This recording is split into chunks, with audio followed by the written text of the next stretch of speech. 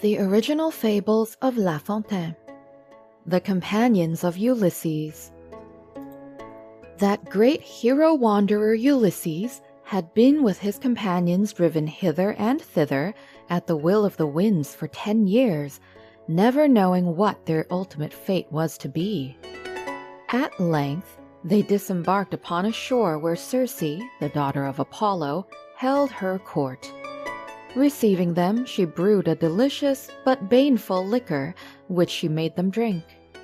The result of this was that first they lost their reason, and a few moments after, their bodies took the forms and features of various animals, some unwieldy, some small.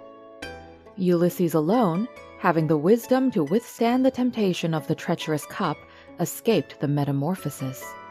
He, besides possessing wisdom, bore the look of a hero and had the gift of honeyed speech, so that it came about that the goddess herself imbibed a poison little different from her own. That is to say, she became enamored of the hero and declared her love to him.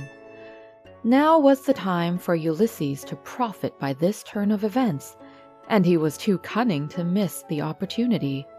So he begged and obtained the boon that his friends should be restored to their natural shapes. "But will they be willing to accept their own forms again?" asked the nymph. "Go to them and make them the offer." Ulysses, glad and eager, ran to his Greeks and cried, "The poisoned cup has its remedy, and I come to offer it to you. Dear friends of mine, will you not be glad to have your manly forms again? Speak, for your speech is already restored." The lion was the first to reply.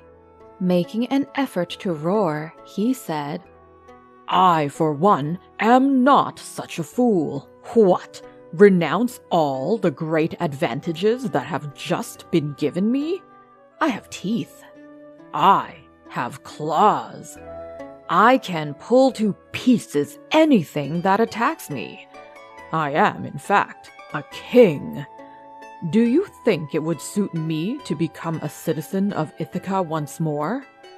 Who knows but that you might make of me a common soldier again? Thank you, but I will remain as I am." Ulysses, in sad surprise, turned to the bear. "Ah, brother, what form is this you have taken, you who used to be so handsome?" "Well, really, I like that," said the bear in his way. "What form is this, you ask? Why, it is the form that a bear should have. Pray, who instructed you that one form is more handsome than another? Is it your business to judge between us?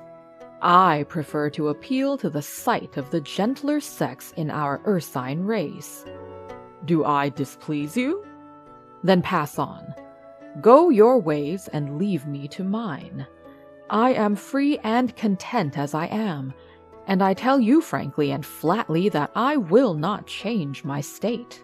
The princely Greek then turned to a wolf with the same proposals, and risking a similar rebuff, said, "Comrade, it overwhelms me that a sweet young shepherdess should be driven to complain to the echoing crags of the gluttonous appetite that impelled you to devour her sheep. Time was when you would have protected her sheepfold. In those days, you led an honest life. Leave your lairs and become, instead of a wolf, an honest man again." "What is that?" answered the wolf. "I don't see your point.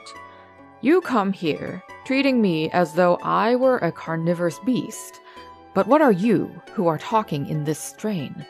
Would not you and yours have eaten these sheep, which all the village is deploring, if I had not? Now say, on your oath, do you really think I should have loved slaughter any less if I had remained a man? For a mere word, you men are at times ready to strangle each other. Are you not, therefore, as wolves one to another? All things considered, I maintain as a matter of fact that, rascal for rascal, it is better to be a wolf than a man. I decline to make any change in my condition." In this way did Ulysses go from one to another, making the same representations and receiving from all, large and small alike, the same refusals.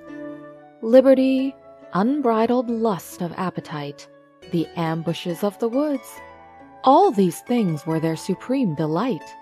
They all renounced the glory attaching to great deeds. They thought that in following their passions they were enjoying freedom, not seeing that they were but slaves to themselves.